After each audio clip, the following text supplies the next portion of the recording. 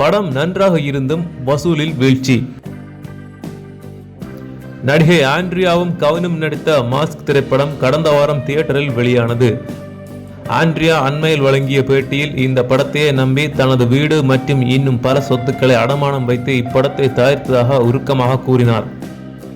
அறிமுக இயக்குனர் விகர்ணன் அசோக் இப்படத்தை இயக்கியுள்ளார்.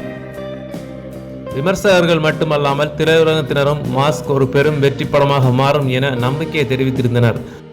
ஆனால் பாக்ஸ் ஆபீஸ் நிலவரம் வேறு கதையை சொல்லுகிறது. கவின் கடந்த 2 படங்களில் தோல்வி கொடுத்ததால் இந்த படத்துக்கு சுத்தமாக ஓபனிங் கிடைக்கவில்லை என கூறப்படுகிறது.